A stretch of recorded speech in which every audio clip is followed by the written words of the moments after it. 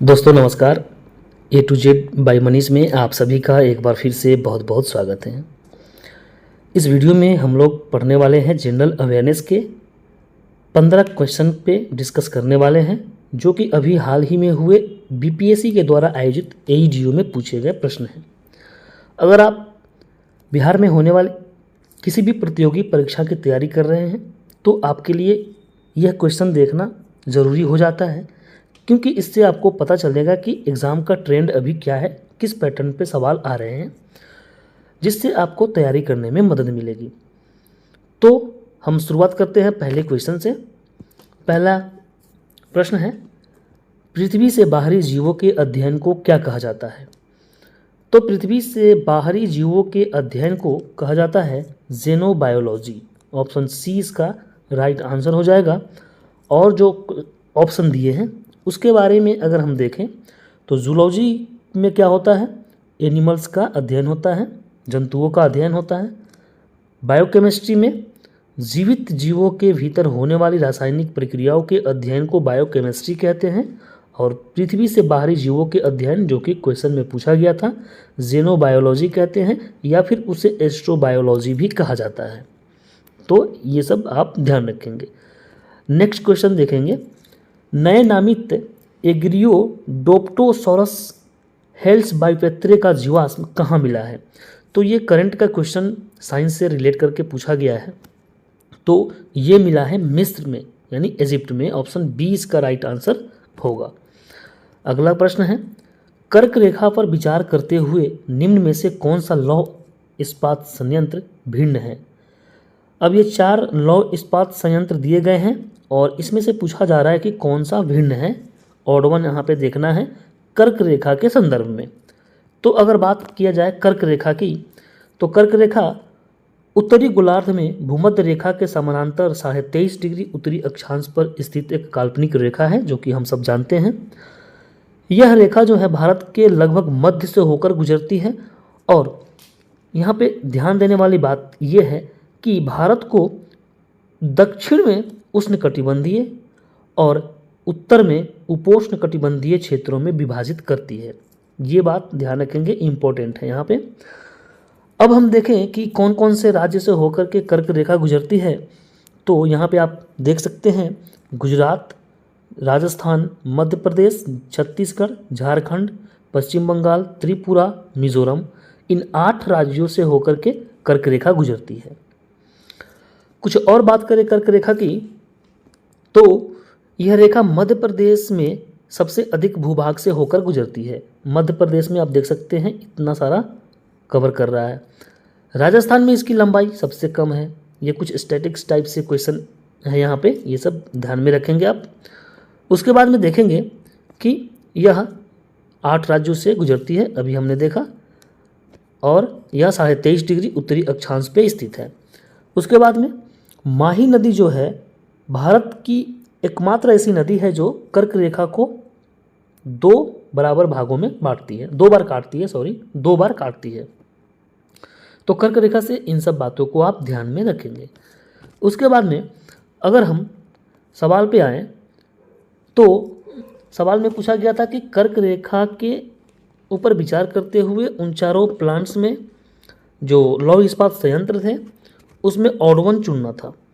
तो अगर हम देखें तो राउरकेला जो था वो ओडिशा में था और ये कर्क रेखा के दक्षिण में स्थित है। राउरकेला कर्क रेखा के दक्षिण में स्थित है। भिलाई जो कि छत्तीसगढ़ में है, कर्क रेखा के दक्षिण में ये भी स्थित है। आप यहाँ पे देख सकते हैं, यहाँ पे डायग्राम में भी देख सकते हैं आप। भिलाई यहाँ पे छत्तीसगढ़ कर्क रेखा के दक्षिण में है। उसके बाद में राउरकेला ओडिशा में कर्क रेखा के दक्षिण में है। जमशेदपुर ये भी कर्क रेखा के दक्षिण में स्थित है, झारखंड में। लेकिन बोकारो जो इस्पात संयंत्र है ये कर्क रेखा के उत्तर में स्थित है। तो इस तरीके से हमारा राइट आंसर क्या हो जाएगा? बोकारो, जो कि कर्क रेखा के उत्तर में स्थित है। यहाँ पे उत्तर में स्थित है, बाकी तीनों जो है वो दक्षिण में स्थित था। तो इस तरीके से ऑप्शन इसका अगर देखेंगे क्वेश्चन का, तो ऑप्शन बी इसका राइट आंसर हो जाएगा। अगले क्वेश्चन पे बढ़ते हैं। पूछा गया है it should have been you पुस्तक किसने लिखी है? तो ये पुस्तक लिखी है रोमिला थापर ने। यहाँ पे ऑप्शन ए इसका राइट आंसर हो जाए, सॉरी यहाँ पे ये लिखी है एंड्रिया मारा के द्वारा लिखा गया है, एंड्रिया मारा, ऑप्शन डी इसका राइट आंसर हो जाएगा, it should have been you. Next question है मुद्राओं के बारे में सही विकल्प कौन सा है? पहला यहाँ पे दिया गया है कुवैती दिनार मजबूत मुद्रा है, ब्रिटेन में यूरो प्रयुक्त होता है, जीबीपी जिब्राल्टर पाउंड का कोड है और स्विस फ्रैंक का कोड CF है। तो एक एक करके हम बात करते हैं। पहला दिया गया कुवैती दिनार मजबूत मुद्रा है, तो ये सही है। कुवैती दिनार जिसका कोड है KWD दुनिया की सबसे मूल्यवान मुद्राओं में से एक है, ये जो कथन है सही है। ब्रिटेन में यूरो प्रयुक्त नहीं होता है बल्कि ब्रिटेन में पाउंड स्टर्लिंग चलता है और इसका कोड है GBP। और GBP यहाँ पे दूसरा क्या हो जाएगा? गलत। तीसरा कथन की बात करें तो GBP जिब्राल्टर पाउंड का कोड है, ये भी गलत है। GBP किसका कोड था? ब्रिटेन की आधिकारिक मुद्रा का कोड था, तो ये भी गलत हो जाएगा। चौथा है स्विस फ्रैंक का कोड CHF है, तो ये जो है सही है। स्विस फ्रैंक का अंतर्राष्ट्रीय मुद्रा कोड क्या है? CHF, जिसका फुल फॉर्म हो जाएगा कॉन्फेडरेशन हेल्वेटिका फ्रैंक। तो इस तरीके से अगर हम देखें तो ऑप्शन बी राइट आंसर होगा, केवल कथन 1 और 4 सही है। नेक्स्ट क्वेश्चन देखेंगे बिहार में मुख्य फसलें क्या है? तो बिहार में मुख्य फसलें हैं चावल, गेहूं तथा मक्का, ऑप्शन ए इसका राइट आंसर होगा। बात किया जाए यहाँ पे बिहार की प्रमुख फसलों की तो चावल यानी जो धान से बनता है बिहार की सबसे महत्वपूर्ण फसल है। यह मुख्य रूप से रोहतास, पश्चिमी चंपारण, औरंगाबाद, पूर्वी चंपारण और बक्सर जिले में उगाई जाती है। रोहतास को और कभी कभी कैमूर को बिहार का चावल का कटोरा कहा जाता है।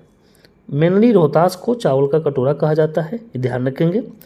गेहूं की बात करें तो यह रबी की मुख्य फसलें हैं और इसमें प्रमुख उत्पादक में अगर बात करें तो रोहतास, गया, दरभंगा, मुजफ्फरपुर और भोजपुर शामिल हैं। मेनली रोहतास को आप ध्यान देंगे, रोहतास चावल और गेहूं दोनों में नंबर 1 स्थान रखता है। मक्का की बात करें तो मक्का भी रबी का उत्पाद है और इसके मुख्य क्षेत्र की बात करें तो खगड़िया, बेगूसराय, समस्तीपुर, मुजफ्फरपुर और पूर्णिया, ये सभी क्या है? मक्का के लिए उत्पादन के लिए मुख्य क्षेत्र है और पूर्णिया को मक्का हब के नाम से भी जाना जाता है, ये बात आप ध्यान रखेंगे। अगले प्रश्न पे बढ़ते हैं। भारत में निम्न में से कौन सी एक कमेटी कर सुधारों से संबंधित नहीं है? अब ये कुछ कमेटियों के नाम दिए गए हैं और इसमें से पूछा जा रहा है कर सुधार से यानी टैक्स रिफॉर्म से संबंधित नहीं है। तो एक एक करके हम इस कमेटी के बारे में देखेंगे। पहला था चिलैया कमेटी। चिलैया कमेटी जो है 1991 में प्रत्यक्ष और अप्रत्यक्ष करों के सुधार के लिए गठित की गई थी, यानी कि डायरेक्ट और इनडायरेक्ट टैक्स के सुधार के लिए गठित किया गया था। तो ये तो टैक्स से संबंधित है, ठीक है। केलकर समिति ये भी 2002 में प्रत्यक्ष और अप्रत्यक्ष करों के सरलीकरण और सुधार के लिए सिफारिशें अपनी दी थी, तो ये भी टैक्स से संबंधित है। उसके बाद में ये रिफॉर्म्स कमीशन अगर देखा जाए तो इसके नाम में ही टैक्स रिफॉर्म्स कमीशन है, जो कि कर व्यवस्था में सुधार के लिए गठित निकायों से संबंधित है, तो ये भी कर सुधार से संबंधित ये भी कमेटी है। लेकिन ये जो ऑप्शन नंबर 3 दिख रहा है ये है तारापोरवाला कमेटी। ये कमेटी का जो संबंध था पूंजी खाता परिवर्तनीयता यानी कैपिटल अकाउंट कन्वर्टेबिलिटी से था, न कि कर सुधार से। तो इस तरीके से ऑप्शन जो सी था वो राइट आंसर हो जाता तारापोरवाला कमेटी। यहाँ पे ऑप्शन सी राइट आंसर हो जाएगा। अगले क्वेश्चन पे बढ़ते हैं। जनवरी 2015 में निम्न में से कौन एक नीति आयोग का प्रथम CEO नियुक्त किया गया था? अब यहाँ पे ध्यान देंगे नीति आयोग के बारे में, यहाँ पे जानकारी हम देखते हैं। नीति आयोग कब बना था? 1 जनवरी 2015 को नीति आयोग बना था योजना आयोग के स्थान पे। और जब ये बना था तो पहले उपाध्यक्ष के रूप में अरविंद पनगड़िया को बनाया गया था। हम लोग जानते हैं अध्यक्ष कौन होते हैं, प्रधानमंत्री होते हैं अध्यक्ष। और पहले सीईओ कौन थी, सिंधु श्री खुल्लर। तो यही हमसे क्वेश्चन में पूछा गया था, पहले सीईओ कौन थी, तो इसका राइट आंसर होगा सिंधु श्री खुल्लर। अगर वर्तमान की बात करें अभी मई 2026 की स्थिति के अनुसार, तो अध्यक्ष तो पीएम मोदी ही हैं, लेकिन उपाध्यक्ष अशोक कुमार लाहिरी को बनाया गया है और सीईओ किसको बनाया गया है, निधि छिब्बर को बनाया गया है। तो ये बात ध्यान रखेंगे, अशोक कुमार लाहिरी उपाध्यक्ष और निधि छिब्बर यहाँ पे सीईओ के रूप में कार्यरत है। नेक्स्ट क्वेश्चन देखेंगे, पंचायतों में अनुसूचित जाति और अनुसूचित जनजाति के आरक्षण का प्रावधान किस अनुच्छेद में दिया गया है। तो इसका राइट आंसर हो जाएगा ऑप्शन डी, 243 का डी। अब देख लेते हैं 243 के डी में क्या क्या कहा गया है। 243 के डी में ये कहा गया है कि SC/ST यानी कि scheduled caste and scheduled tribes दोनों के लिए सीटों की संख्या उनकी जनसंख्या के अनुपात में आरक्षित की जाएंगी। उसके बाद में क्या कहा गया है कि महिलाओं के लिए आरक्षण, सभी स्तरों पर कुल सीटों में से कम 1/3 सीटें महिलाओं के लिए आरक्षित होंगी।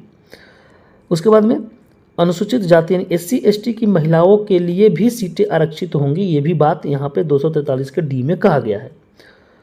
और पंचायतों के अध्यक्ष के पदों पर भी SC/ST के महिलाओं के लिए आरक्षण का प्रावधान किया गया है। और आरक्षित सीटें जो हैं अलग अलग निर्वाचन क्षेत्रों में बारी बारी से यानी रोटेशन से आवंटित की जाएंगी। तो 243 के डी में मेनली SC/ST के सीटों के बारे में कहा गया है और उनके महिलाओं के भी सीटों के बारे में कहा गया है।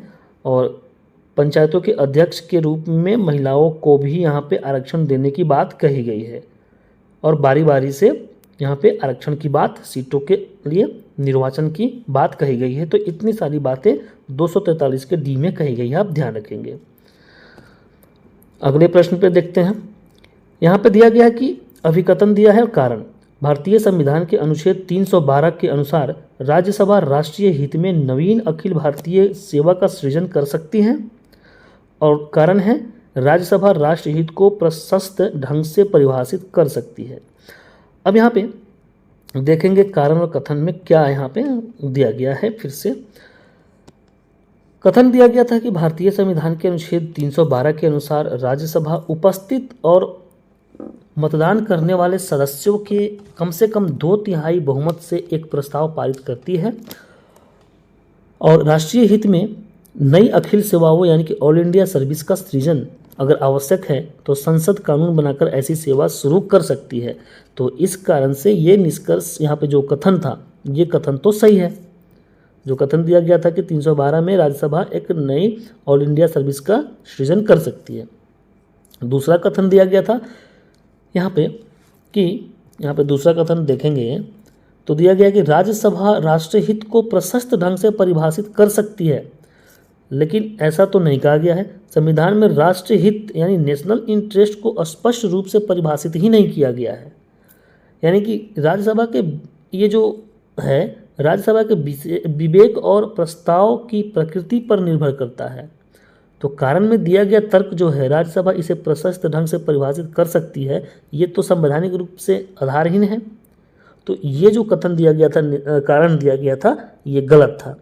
तो इस तरीके से हमारा आंसर क्या हो जाएगा, अभिकथन, यानी कथन तो सही है लेकिन कारण क्या है, गलत है। तो इस प्रकार ऑप्शन यहाँ पे कौन सा हो जाएगा, ऑप्शन यहाँ पे हो जाएगा बी, ये सही है परंतु आर क्या है, गलत। अगले प्रश्न पे बढ़ेंगे। अब यहाँ पे सूची 1 को सूची 2 से मिलान करना है। कुछ समिति के बारे में दिया गया है और यहाँ पे उसके कार्यों के बारे में बताया गया है। तो अगर हम देखें प्राक्कलन समिति के बारे में, तो प्राक्कलन समिति को क्या कहते हैं, एस्टीमेट कमेटी कहते हैं। और इसका मुख्य कार्य क्या होता है, सरकारी व्यय में किफ़ायत यानी इकोनॉमी के लिए सुझाव देना। तो अगर इसका मिलान हम देखें तो 2 में जो दिया गया था व्यय में किफ़ायती के लिए सुझाव, ये हो रहा है। उसके बाद में लोक लेखा समिति यानी पब्लिक अकाउंट कमेटी की बात करें तो इसका काम क्या है, एप्रोप्रिएशन अकाउंट्स और कैग की रिपोर्ट की जांच करना। यानी विनियोजित लेखा की परीक्षा की जांच करना, परीक्षा करना। उसके बाद में सबऑर्डिनेट लेजिस्लेशन के बारे में दिया गया था, अधीनस्थ विधायन के बारे में। तो इसका काम क्या होता है, यह समिति कार्यपालिका द्वारा बनाए गए नियमों और विनियमों की जांच करती है ताकि यह सुनिश्चित हो सके कि वे संसद द्वारा दिए गए अधिकारों के भीतर है। यानी कि विधानमंडल द्वारा पारित कानून के अंतर्गत कार्यकारी विभागों द्वारा बनाए गए नियमों की परीक्षा करती है ये अधीनस्थ विधायन। उसके बाद में सार्वजनिक उपक्रमों से संबंधित समिति का कार्य क्या होता है, सार्वजनिक क्षेत्र के उपक्रमों के कार्य की रक्षा की समीक्षा करना। तो इस प्रकार अगर हम देखें तो यहाँ पे ऑप्शन सी इसका राइट आंसर हो जाएगा। यहाँ सवाल में अगर देखेंगे तो ऑप्शन सी इसका राइट आंसर हो जाएगा, क्योंकि ए का 2 में दिया गया था। ये प्रकरण समिति का काम क्या है, व्यय में किफ़ायती के लिए सुझाव। बी का लोक लेखा समिति क्या करता है, विनियोजित लेखा की परीक्षण करना। अधीनस्थ विधायन का क्या काम है, विधानमंडल द्वारा पारित कानून के अंतर्गत कार्यकारी विभागों द्वारा बनाए गए नियमों की परीक्षा करना। और सार्वजनिक उपक्रमों से समिति यहाँ पे संबंधित का काम क्या है, सार्वजनिक क्षेत्र के उपक्रमों के कार्यकरण की समीक्षा करना।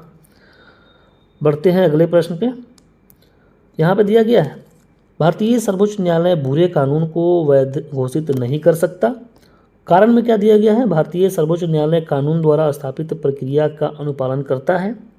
अब इसको डिटेल में एक बार देखते हैं। कहा गया है कि भारत में जो भारतीय सर्वोच्च न्यायालय है बुरे कानून को वैध घोषित नहीं करता है। तो ये बिल्कुल सही है। क्यों सही है, क्योंकि भारत में न्यायपालिका के पास में जुडिशियली रिव्यू यानी न्यायिक पुनरावलोकन की शक्ति है। यदि कोई कानून संविधान की मूल भावना के विरुद्ध है या फिर अनुचित है तो न्यायालय उसे असंवैधानिक या फिर अवैध घोषित कर सकता है। तो ये कथन जो पहला था वो सही है।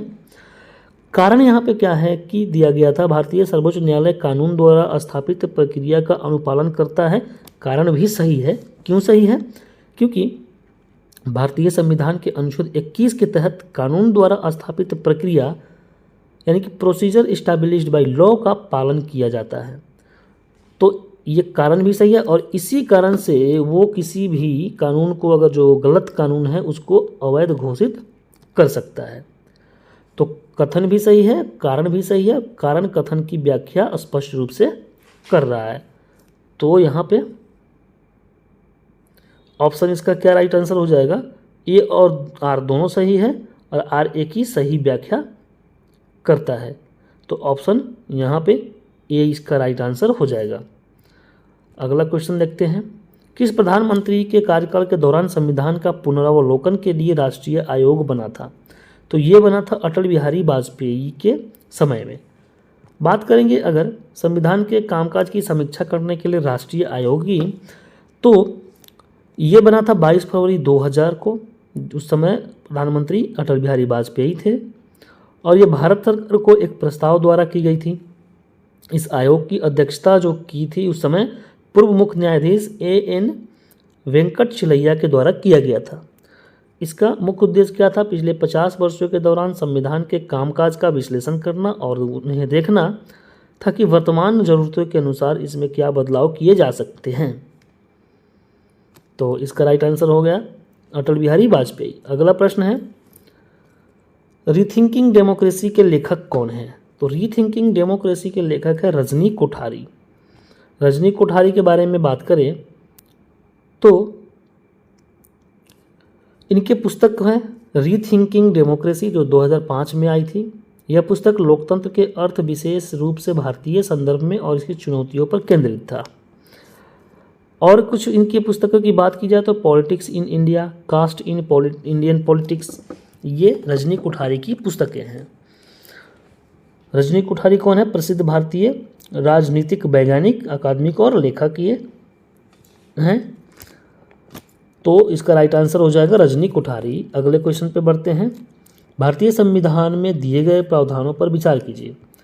अब यहाँ पे वित्त आयोग के बारे में दिया गया कि 280 में है, तो वित्त आयोग का हो जाएगा 280।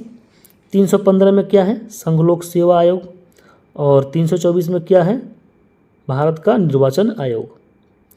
तो यहाँ पे दिया गया है कि कितना सही नहीं है, कौन सही नहीं है। तो यहाँ पे 315 बी तो सही है, कथन 2 तो सही है, लेकिन 1 और 3 यहाँ पे गलत है। तो केवल 1 और 3 ऑप्शन यहाँ पे बी इसका राइट आंसर हो जाएगा। तो हमने इस वीडियो में कुल 15 क्वेश्चन का यहाँ पे डिस्कस किया। उम्मीद है आपको ये वीडियो अच्छी लगी होगी और पता चला होगा कि एग्ज़ाम में क्वेश्चन कैसे पूछे जा रहे हैं। मिलते हैं अगली वीडियो में, तब तक के लिए नमस्कार।